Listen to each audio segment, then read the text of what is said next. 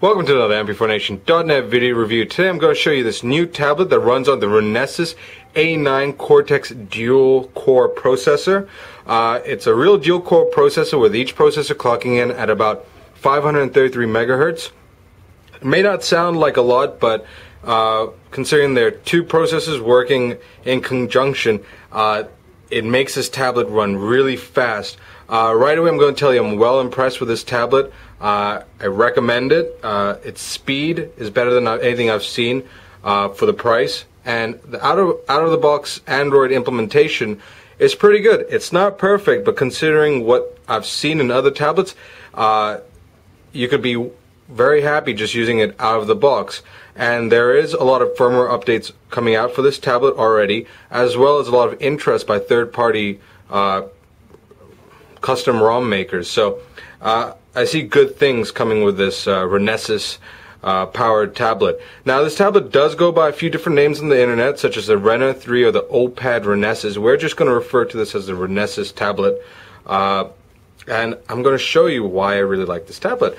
Firstly, let me show you the layout. It has a 7-inch 800 by 480 screen. It is a capacitive multi-touch touchscreen. It's very responsive, makes the user interface very smooth and liquid.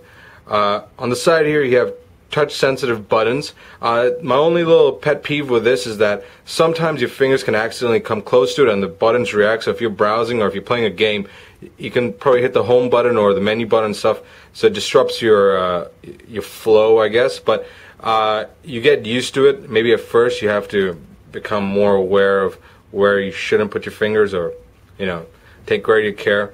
But apart from that, the rest of the layout, the rest of the build quality and stuff is fantastic. It does have a 2 megapixel camera in the front, which is better than average. On the back here, it's a plastic build. This back casing is probably different from other Renesas tablets out there. By that, it has this extra slot which is for a SIM card. This doesn't have built-in 3G. It's just the back casing is made for the 3G version. So just ignore it if you were for this review. Over here you have a micro SD slot where you can add additional memory. Inside here we have 4 gigs of internal memory with an additional 512 MB RAM. On the side here you have your HDMI out, your USB port. You can use an adapter to make it into a USB host, your earphone, and your power slot. On the back also you have your reset button, as well as built-in speakers that are decently loud. There are some hardware buttons here, volume, and your on-off button also. Anyways, let me show you the actual tablet. Oh, I also want to mention it does have built-in Bluetooth. So it does have additional connectivity. So right away I want to show you some games, because that's a good way to show you the speed of this tablet. Now Asphalt 5 is a Chinese game.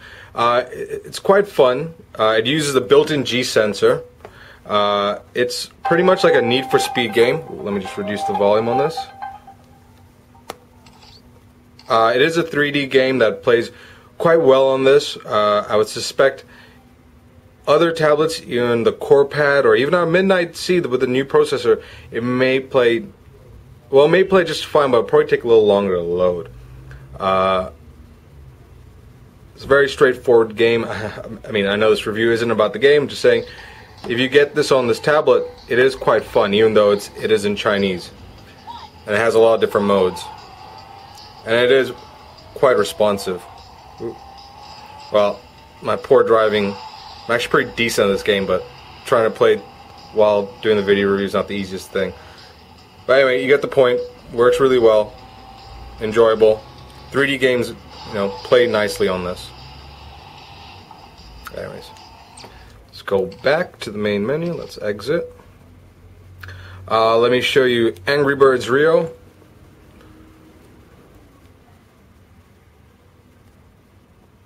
You see it loads really fast,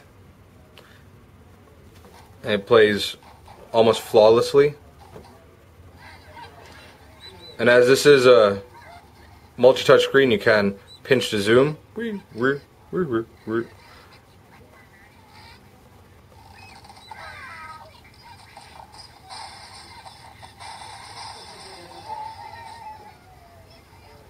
Oh well. Again, you get the point. Works well. The last game I want to show you is Fruit Ninja. This is one of the games that you may accidentally hit one of the touch sensitive buttons if you're not being careful.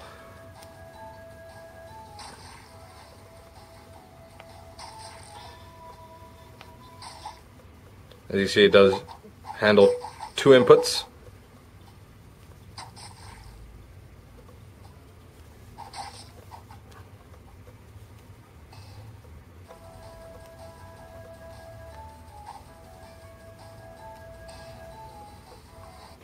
I'm not going to show you any more games because I think you get the point. It's powerful enough to run almost any game I can imagine on Android right now, and probably any that will come out in the near future. I would show you images, but I don't have any on the micro SD, so that's not going to work. However, let me show you now video playback. This does support 1080p video playback. Now, I downloaded Mobi Player off the Marketplace. Marketplace was pre-installed when I got this. No guarantees if the one you get will. It all depends on if the people making this do include it or not. So keep that in mind. But Mobi Player is a really, really good video player for Android. 1080p videos do work well on this. The screen doesn't have the best viewing angles from the bottom, but colors are represented well. Images are sharp. It's very much like the Cortex-A9 7C, where I like the screen exact same. It's good for video viewing. The only 1080p videos I couldn't get to work on this properly were MKV files which had DTS audio tracks, and that's not so much because the tablet can't handle DTS. It's like your PC. If it has a certain audio codec or video codec, you just need an app that can read those codecs. I haven't really been able to find an Android app that could handle a DTS audio track on an MKV file. There is another high-resolution Lady Gaga file that we have. And you see it plays flawlessly again. I believe this is 720p, not 1080p.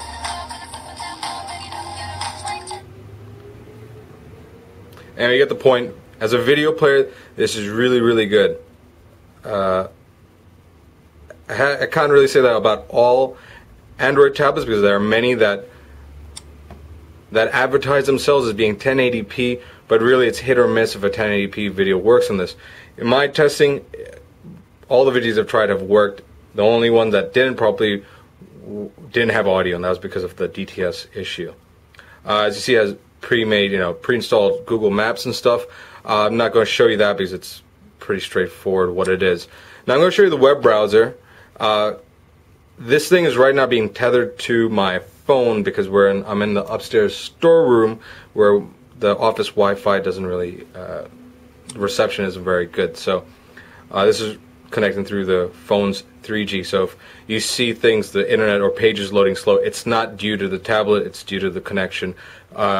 Normal Wi-Fi, this supports BGN, so it's really snappy, and pages load as fast as you would want them to. Let's try to find you a BBC article. I see scrolling is really nice. I just like going to the BBC website just because it looks nice. It's a site that a lot of people do visit, and it does have Flash videos, which I can show you on this because it does support Flash 10.2. You can pinch the zoom. Scrolling is very fast. There is a G sensor, as you saw in the game. It's not a 360 G sensor. It won't work upside down, but every other direction it will work. So it's a 280 G sensor. Let me see if I can get some video on this going. Now you gotta remember that with Flash video, pretty much Flash sucks for Android. Doesn't matter what tablet it is or if it's even a big brand tablet. Flash just doesn't work as well as it does on a PC. So, but on this, it works better than I've seen on other China tablets. So that's a good thing, and that's because of the Renesas processor.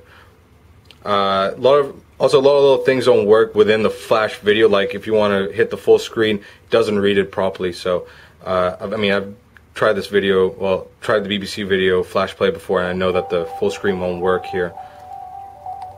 As you can see, the Flash runs, plays alright, the sound is clippy. At least from my experience with watching videos on this, on the BBC site, the advert always plays a little bit worse than the actual video content. So we'll let it run for a little bit. But in general, you really shouldn't get an Android tab right now for watching Flash video embedded on websites.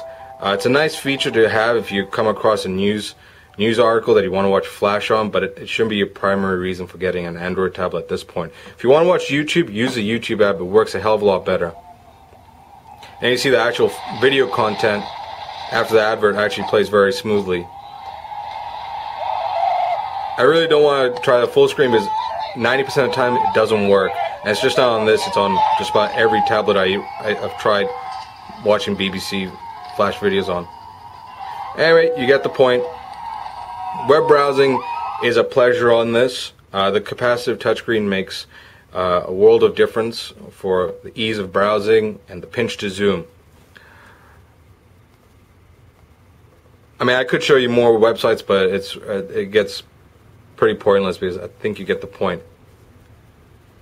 Now, the last thing I want to mention is the amazing battery life on this. If you saw in the video, we were up to about, I think, 60% battery life. That's after 2 days. I haven't charged for 2 days, and I've used this tablet extensively. Video playback, you're going to go through a couple of movies before you need to recharge this. This is a fantastic, efficient, battery-efficient tablet. I got to chalk that down to the low power consumption of the Renesas processor. I mean, as you can hear in my voice, I really like this tablet. I do recommend this tablet. The firmware isn't perfect, but it can freeze up once in a while, especially if you're running Flash video. But apart from that, and maybe one time when I was running a 1080p video that Mobi Player kind of went wonky, I've really not been able to crash this device. And all the apps I've tried work, and they work well. So even out of the box with the standard firmware, it's a great device, and I expect good things to come from all the third-party ROM development that's already happening for this tablet. So definitely put this on your watch list if you're considering a tablet. If you're looking to get a tablet around now, definitely think about this. Well worth the odd $220. This is going to set you back. Anyways, head on over to mp4nation.net to check this out, or head on over to our forums to discuss this. Thank you.